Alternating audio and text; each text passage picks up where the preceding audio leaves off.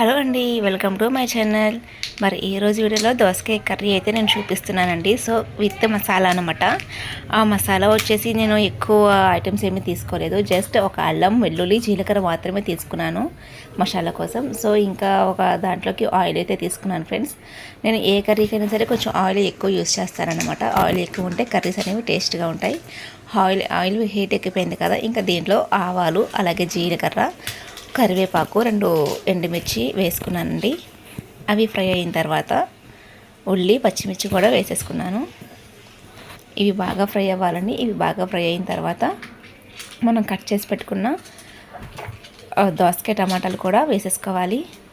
So ఈ curry అయితే చాలా ఫాస్ట్గా అయిపోతుంది, అలాగే చాలా టేస్టీగా కూడా ఉంటుంది ఫ్రెండ్స్.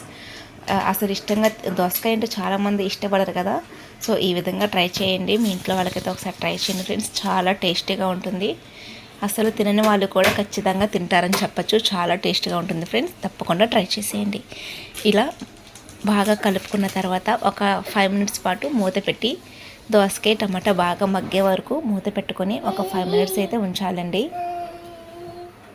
అలాగే నా ఛానల్ ఫస్ట్ టైం చూస్తున్నట్లయితే తప్పకుండా ఒక లైక్ అయితే చేయండి ఫ్రెండ్స్. తప్పకుండా సబ్స్క్రైబ్ చేసుకోండి. మరిన్ని హెల్తీ ఫుడ్, హెల్తీ బ్రేక్ఫాస్ట్తో అయితే నా యొక్క ఛానల్లో వీడియోస్ అయితే అప్లోడ్ చేస్తాను. తప్పకుండా చూడండి. వీడియోలో చూస్తున్నారు కదా, ఇట్లా దోసకాయ చక్కగా మగ్గిపోయింది. ఇలా మగ్గిపోయినప్పుడు మనం అల్లం, వెల్లుల్లి, జీలకర్ర, గుర్తుపెట్టుకోండి, అల్లం, వెల్లుల్లి, జీలకర్ర మాత్రం సరిపోతుంది. ఈ మూడింటిని బాగా ఇట్లా పేస్ట్ చేసుకొని ఈ టైంలో వేసేసుకోవచ్చు.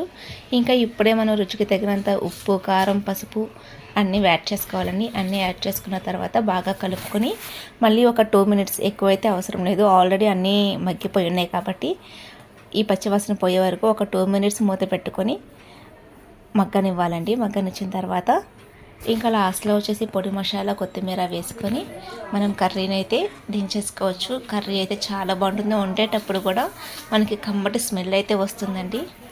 చూడడానికి కూడా చాలా కలర్ఫుల్గా, చాలా ఆయిల్ పైకి తేలుతూ ఉండి చాలా టేస్ట్గా, చాలా కలర్ఫుల్గా కనిపిస్తుంది అనమాట కర్రీ. ఓకే ఫ్రెండ్స్, ఈ వీడియో కనుక మీకు యూస్ఫుల్గా అనిపిస్తే తప్పకుండా లైక్ చేయండి. అలాగే నా ఛానల్ సబ్స్క్రైబ్ చేసుకున్నట్లయితే తప్పకుండా సబ్స్క్రైబ్ చేసుకోండి. మరిన్ని మంచి వీడియోస్తో మీ ముందైతే ఉంటానండి.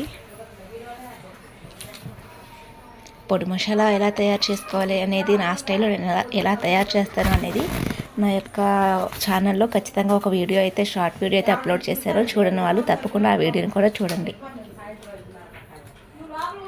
Okay friends, thanks for watching. Bye bye.